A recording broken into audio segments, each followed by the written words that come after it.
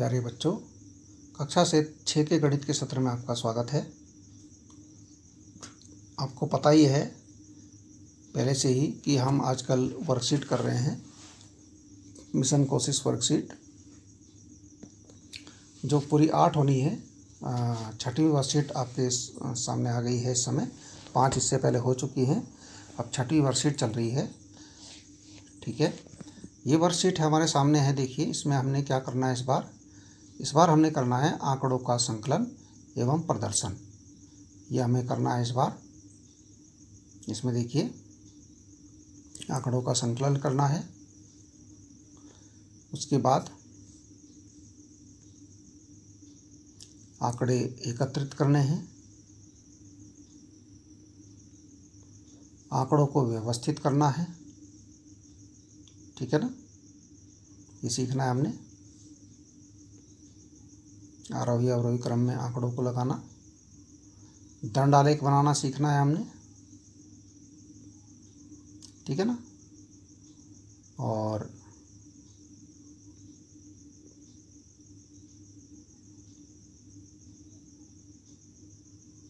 Tally चिन्ह सीखना है। टैली चिन्ह क्या होते हैं, फिर इसी संबंधित आपके प्रश्न हैं। ये प्रश्न हमने हल करने हैं। ठीक है, इतना काम है हमारे पास।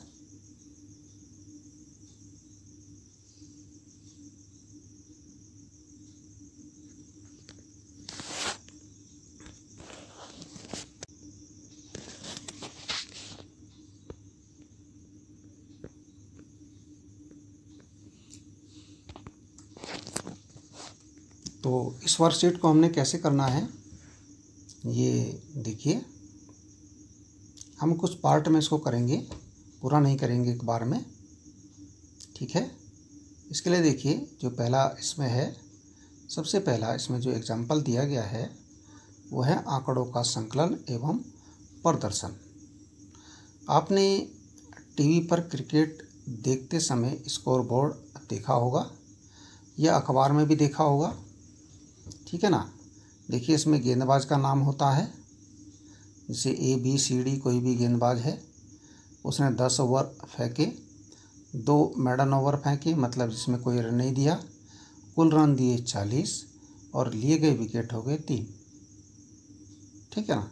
इसी प्रकार B बॉलर है, जिसने 10 ओवर फेंके, जिसमें से 1 मेडन ओवर फेंका, रन दिए 30 और 2 विकेट लिए। ठीक है ना।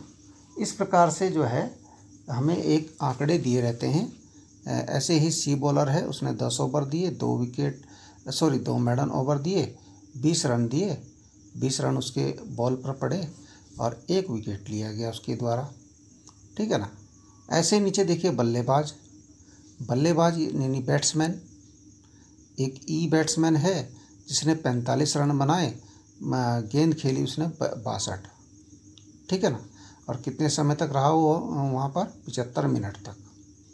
F जो बल्लेबाज था, उसने 55 रन बनाए, 70 गेंद खेली और 81 मिनट तक रहा। ठीक है ना। तो इस प्रकार से एक स्कोर बोर्ड दिया होता है, जो कि आपने देखा होगा। स्कोर बोर्ड से हमें उपयोगी सूचनाएं प्राप्त होती जाती हैं, हम खेल के बारे में आनंद लेते हैं। स्कोर बोर्ड देख करके ही हम आनंद ले लेते हैं कि जैसे खिलाड़ियों ने किसने कितने रन बनाए, सबसे अधिक रन बनाने वाले खिलाड़ी ने कितनी गेंदों में रन बनाए, कुल कितना समय लिया। इसी प्रकार जो है, ठीक है ना, इसी प्रकार आपने इसको समझना है। तो इसको हम बोलते हैं आंकड़े। आंकड़े क्या होते हैं?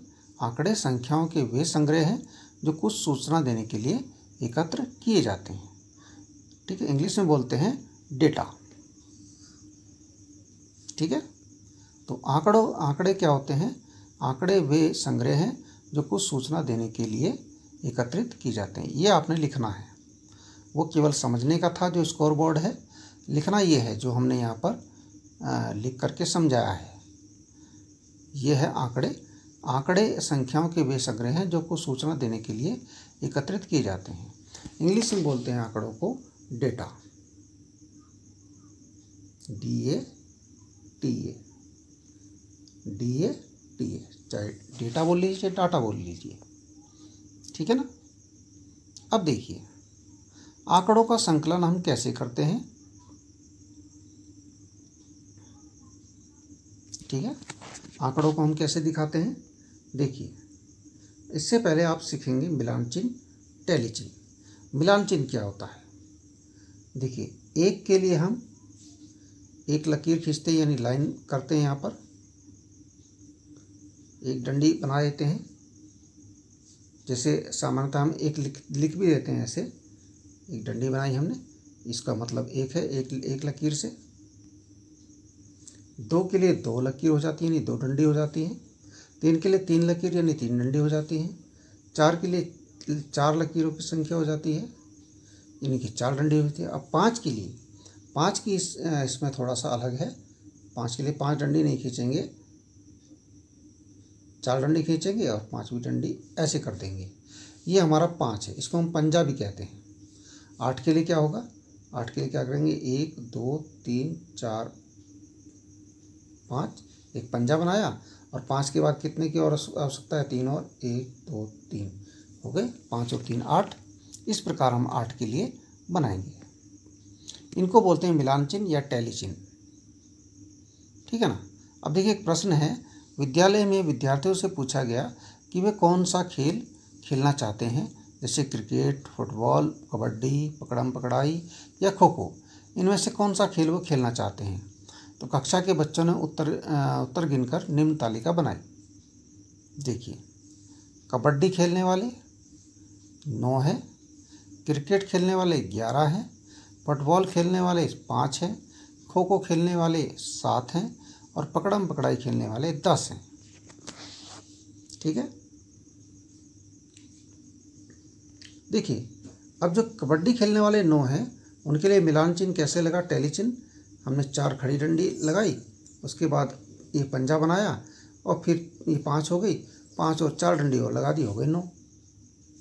11 के लिए, 11 के लिए क्या हुआ, पहले 1 2 3 4 5, 5 ये 5 का हो गया, फिर 1 2 3 4 5 हो गए 10, और एक और हो गया 11। ऐसे हमने ये बनाया। फुटबॉल के लिए 5 ही बनाना है, एक पंजा बनाना है आपने, 1 2 3 4 और पांचवी डंडी तिरछी। खो खो के लिए 7 है, तो 1 2 3 4 5 पंजा हो गया, 6 7 दो डंडी और लगा दी, हो गए 7। पकड़म पकड़ाई के लिए 1 2 3 4 5 पंजा बन गया, 1 2 3 4 5 5 5 10 हो गए।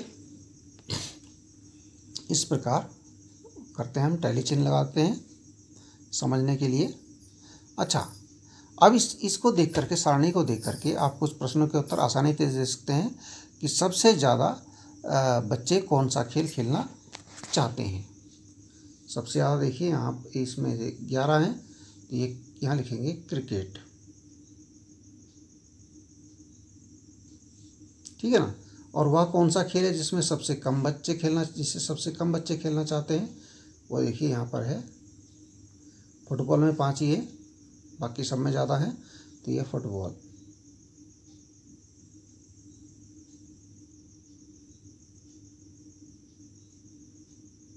ठीक है। इसके बाद उन्होंने पूछा बच्चों की कुल संख्या बताइए। बच्चों की कुल संख्या ये 9 11 5 7 10 सबको जोड़ना पड़ेगा। जो भी जोड़ के यहाँ पर आ रहा है, 9 में 11, 9 और 11 हो गए 20, और 5 25, और 7 32, और 10 42 बच्चे होने चाहिए। चेक कर लीजिए आप। अब है आंकड़ों को व्यवस्थित करना। आंकड़ों को कैसे व्यवस्थित कर सकते हैं, देखिए कक्षा 6 के 16 विद्यार्थियों द्वारा अर्धवार्षिक परीक्षा में गणित विषय में 50 में से निम्न प्राप्तांक प्राप्त किए गए।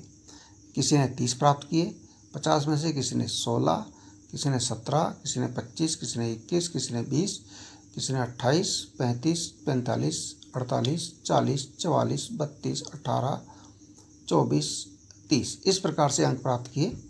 अब देखिए इन्हें व्यवस्थित कैसे कर सकते हैं, क्योंकि अभी ये व्यवस्थित नहीं है, इस समय ये आंकड़े व्यवस्थित नहीं है, ठीक है ना, जिससे कि हम कुछ भी प्रश्न का आंसर एकदम से तुरंत नहीं दे पाएंगे।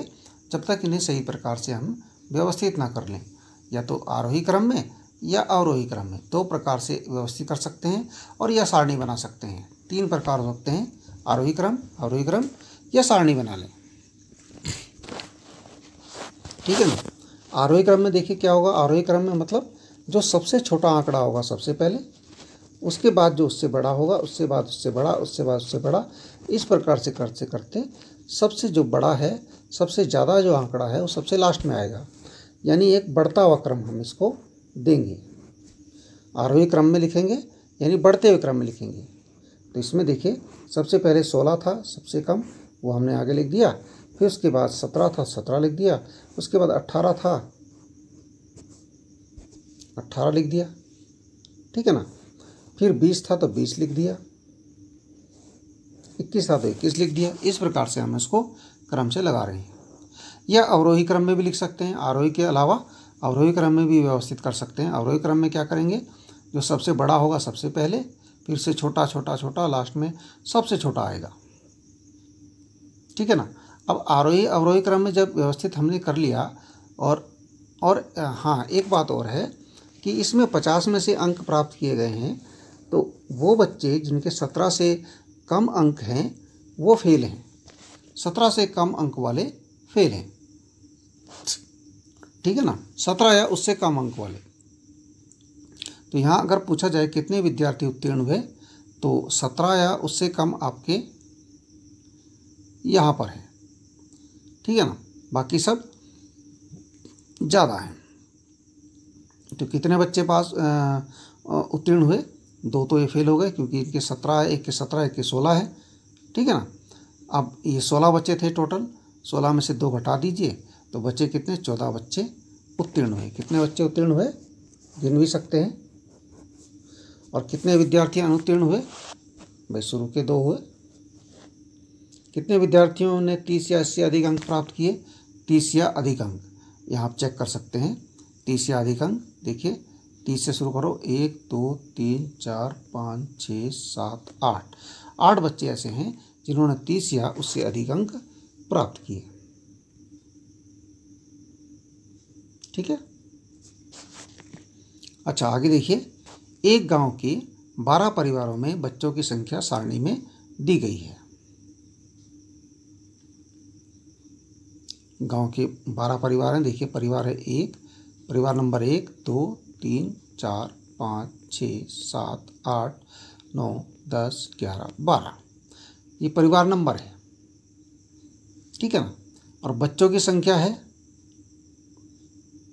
नंबर 1 परिवार में 3, नंबर 2 परिवार में 2, नंबर 3 परिवार में 2, नंबर 4 परिवार में 1, नंबर 5 परिवार में कोई बच्चा नहीं है, नंबर 6 परिवार में 3 बच्चे, नंबर 7 परिवार में 1 बच्चा, नंबर 8 परिवार में 4 बच्चे, नंबर 9 परिवार में 1 बच्चा, नंबर 10 परिवार में 3 बच्चे, और 11 नंबर के परिवार में 2 बच्चे, और 12 नंबर के परिवार में भी 2 बच्चे। अब देखिए इसकी सारणी कैसे बनेगी। सबसे पहले बच्चों की संख्या। बच्चों की संख्या देखिए यहाँ 0 से लेकर के 4 तक अधिकतम है, तो हम यहाँ पूरे लिख देते हैं 0 1 2 3 4। ठीक है ना। अब परिवारों की संख्या, कितने परिवार हैं, कुल 12 परिवार हैं। देखिए ऐसे परिवार की संख्या जिसमें 0 बच्चे हैं, कोई बच्चा नहीं है, वो एक परिवार ऐसा है 5वें नंबर का, ये 1। अच्छा ऐसे परिवार जिनमें एक ही बच्चा है, एक ही बच्चा है। देखिए एक तो यहाँ पर है, 1 2 3, 3 परिवार। अच्छा ऐसे परिवार जिनमें 2 बच्चे हैं, 2 बच्चे, 1 2 3 4, तो 4 परिवार ऐसे हैं जिनमें 2 बच्चे हैं। अच्छा ऐसे परिवार जिनमें 3 बच्चे हैं, देख लीजिए एक ही है 3 वाला, 1 2 3, 3 ही परिवार ऐसे हैं जिनमें 3 बच्चे हैं। अच्छा ऐसा परिवार जिसमें 4 बच्चे हैं, तो एक ही ऐसा परिवार है जिसमें 4 बच्चे हैं। ठीक है। अब इनके टैली चिन्ह लगाने हैं। जैसे 1 का तो 1 ही डंडा लगेगा, 3 का 3 डंडे लगेंगे, 4 के 4 डंडे लगेंगे, 3 के 3 डंडे लगेंगे और 1 का 1 डंडा लगेगा। ठीक है ना। तो इस प्रकार इसके कंप्लीट कर सकते हैं। ठीक है, इतना काम आप कीजिए, आज के लिए इतना काफ़ी है। इसके बाद आगे का जो भाग है उसे हम अगले वीडियो में समझाएंगे, उसको हम अगले वीडियो में करेंगे। Okay and thank you.